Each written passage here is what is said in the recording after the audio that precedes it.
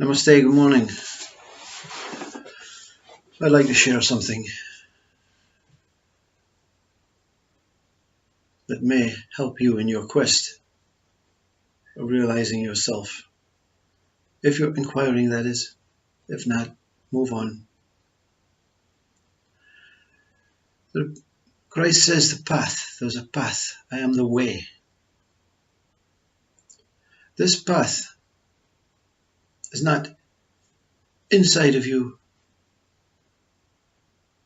nor is it outside of you.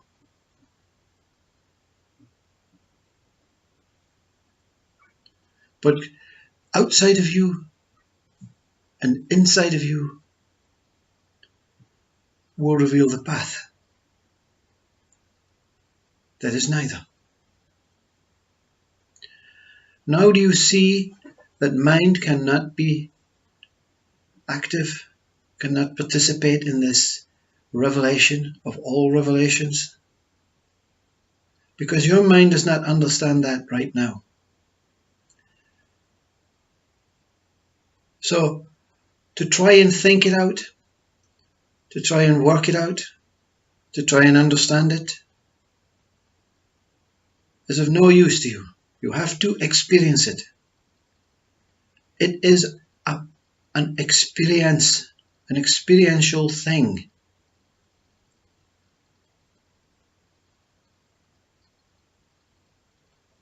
Is this speaker advocating it? No. If you're happy and content with this life, and you are prepared to be whatever you are meant to be, and let life dictate, not other lives, but let nature dictate, let life dictate, let the essence of what is dictate. There's no need for it. If it's neither inside of you nor outside of you, where can it be?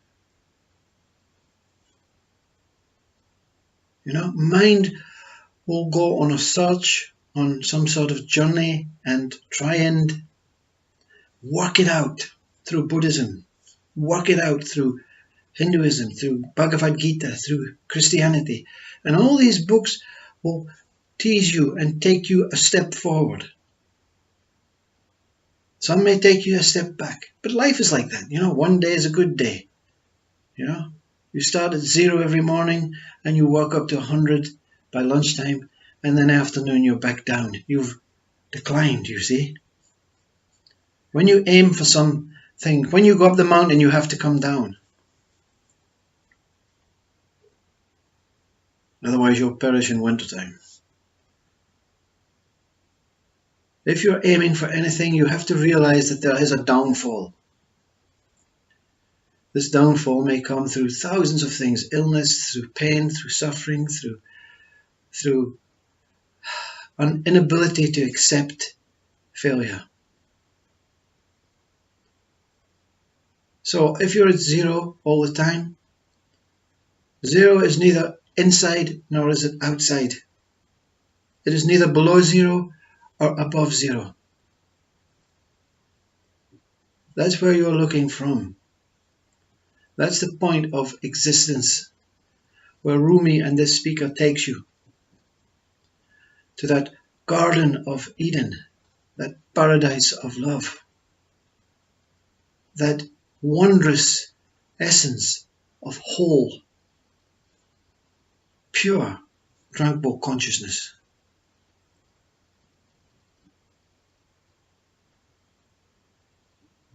But I don't want to explain it anymore through meager words, which are not doing it any justice. You think Rumi's poetry is doing it justice? In your mind it says, wow, this one speaks like it is true. But it is beyond this truth. It is inexplainable, undescribable.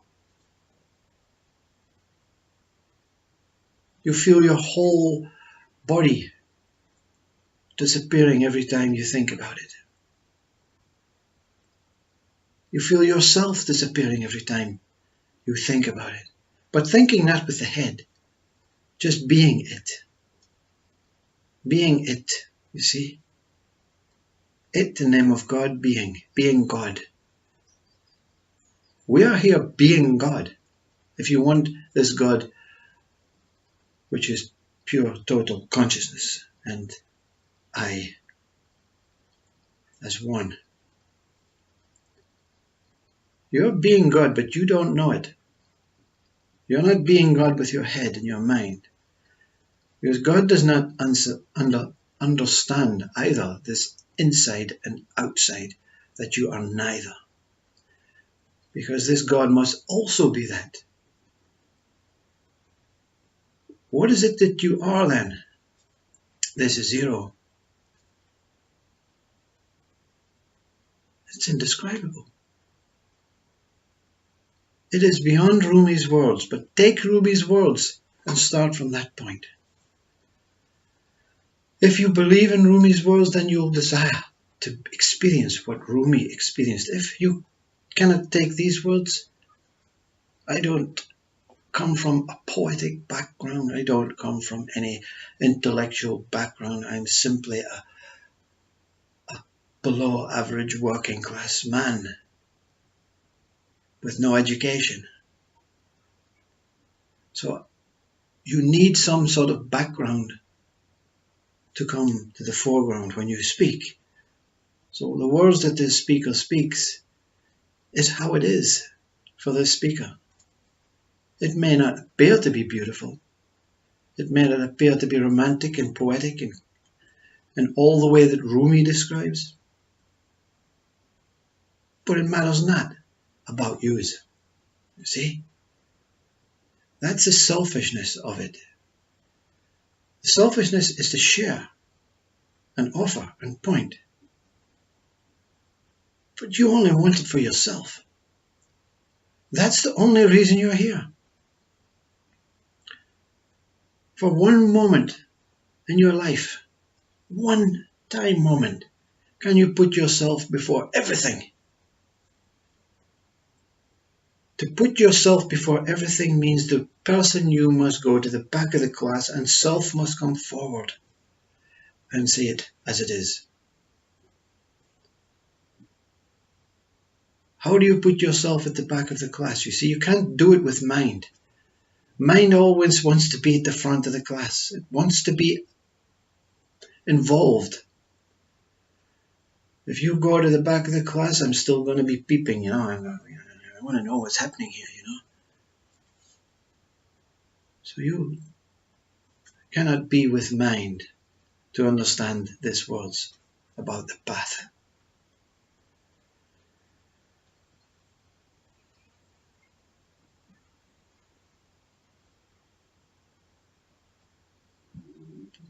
The information or the knowing or the knowledge that this speaker has tried to project is phenomenal. It is astronomical. I could write books about some of the things that is in the universe that science has not yet discovered. Well, I'm not interested in the universe, in science. I'm interested in being a person again, a proper person again, a proper human being that can provide food for a family, that can take this wondrous joy and not sit in samadhi state every day. The world will not benefit from what I write, this person writes. It's more information for school children to store. It's astronomical, you see. So how long will it take one single human body to write about the universe and nature and what is taking place? And who will understand it? Piece by piece. Yes, you may understand piece by piece.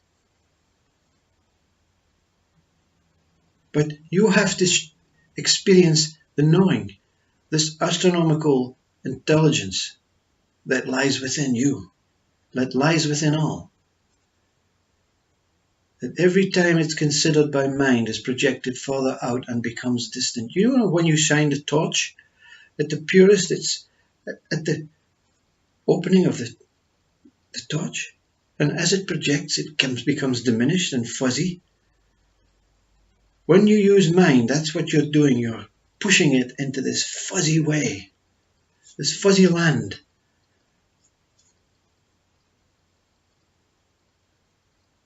Mind, don't try and understand any of this with mind. Read the Bhagavad Gita. Read Buddhism, Upanishads. Go to a satsang with Muji or Adyashanti or some of these wondrous speakers. And they may open up. They may put the key in the door for you. But you have to experience it on your own. No one here can show you how to experience it. And it's maybe not your time. It's maybe not your greatest desire, your greatest wish. You may already have tasted something and you just want to be a person again, like this one. I don't want to live a life like Ramana Maharshi, up in the hills, where people come and lie at his feet. I want to lie at other people's feet.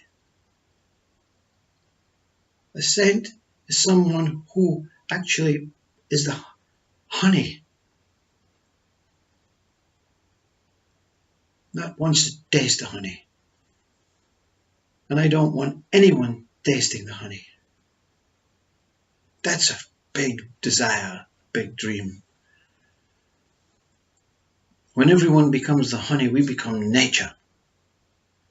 And nature sees itself for what it is. When the sun shines on you, you become radiant with a great sense, colors, an essence of sweetness, of love, of form, of movement, of happiness, of contentment, of kindness. When you are yourself, nothing can beat you. You see?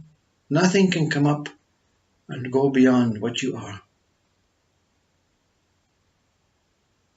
You become that slightly superior thing, but not to nature, only to ego. You become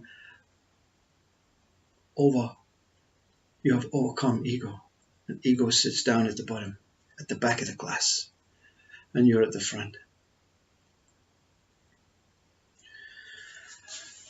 I don't know what to say anymore, you know.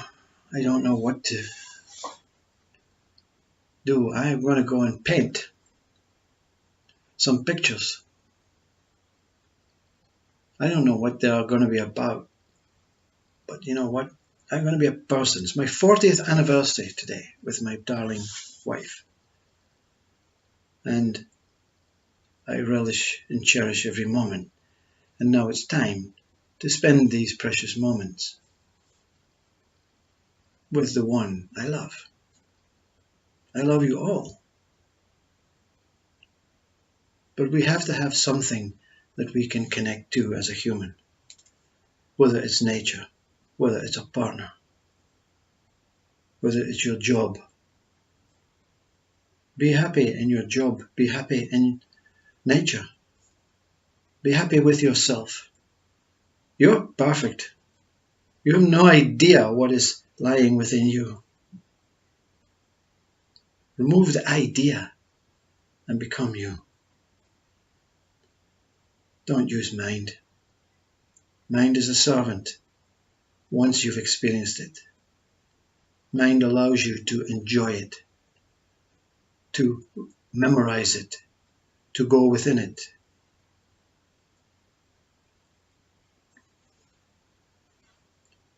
You love Jesus, you love Krishna, you love Shiva, you love Buddha. How much do you love yourself in comparison to all these? You love Rumi? Are you equal to these? Does your mind say, no, they've done something special? They have experienced it. You don't have to experience it. You are it. Not the one outside of you and not the one inside of you. The one in the middle. The point where opposites project from. Inside and outside projects from you. Light and darkness projects from you. Good and bad projects from you. You have the opportunity and the option to follow paths, goodness and badness. But when you follow both these paths back to you, remove inner experience, remove outer experience, and experience what is yourself, truth.